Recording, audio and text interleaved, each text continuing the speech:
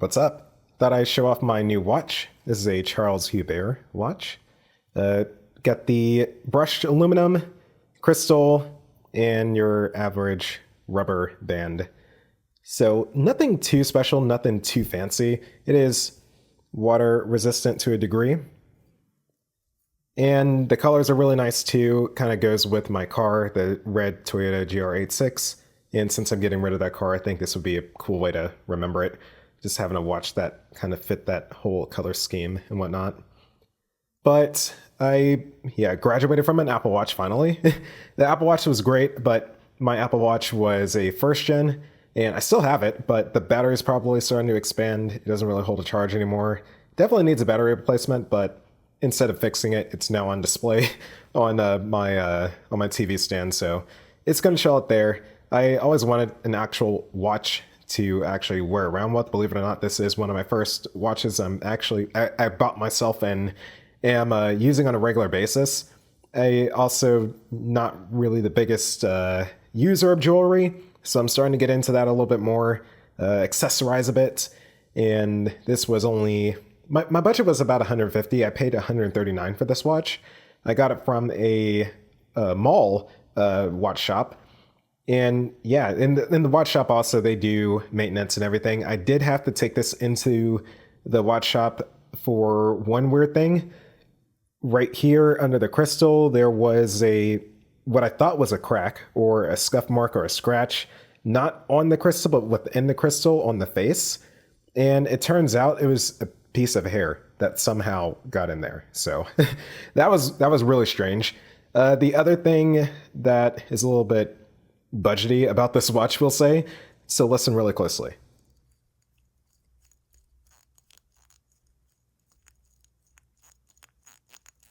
There it goes. I don't know what that noise is.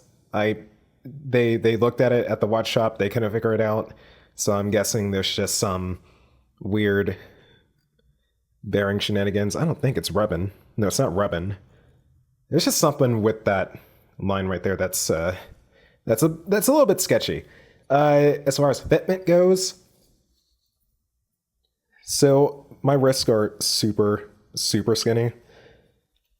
And yes, I've been working out. So 3 or 2 is about the sweet spot.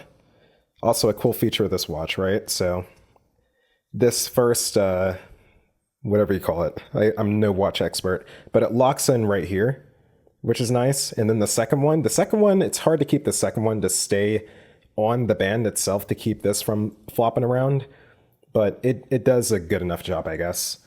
So with how it sits on my wrist, you can probably get a good perspective of it right there. Me being used to the ultra thick Apple Watch and that heartbeat sensor or whatever, that dome that sits on your wrist just always put it in the perfect position for me to where I didn't have to think about the viewing angle.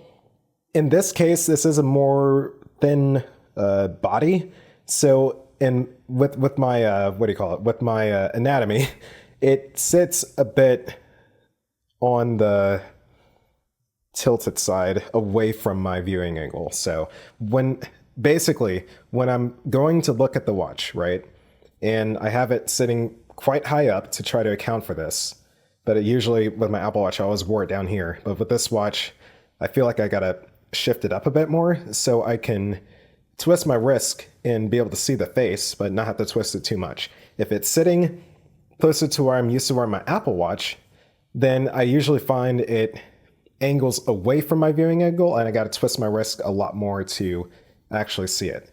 So it's hard to tell right now because I haven't been wearing. I just put it on, so I have it all nice and snug. But I swear, when I'm walking around with this thing, not thinking about it, it likes to tilt the other way, and I feel like I gotta twist my wrist significantly to actually see the face at the angle I'm most comfortable with. It sounds super nitpicky, but even as someone who isn't, super into watches and all that, I know that people can get way more nitpicky than I am. It's kind of insane. I watched the wristwatch revival, and then you get into that whole silo of watches and the history and all the little details that people talk about there. Here's the box. You pull it out. comes on a pillow. You get a warranty card right here. It's a really nice warranty card. It's like a nice business card. And yeah, my receipts over here paid $139.92. If I was to go back to the watch shop, I would probably get the metal band because I feel like that would help with the viewing angle, since yeah, I feel like this rubber right here just isn't that forgiving, to be honest.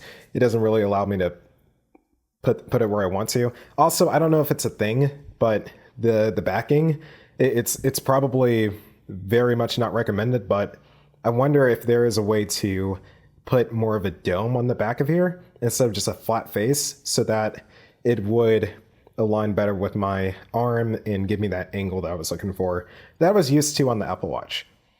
But anyway, y'all, that is my just quick review of this Charles Hubert watch. Thanks for watching as always, and more soon.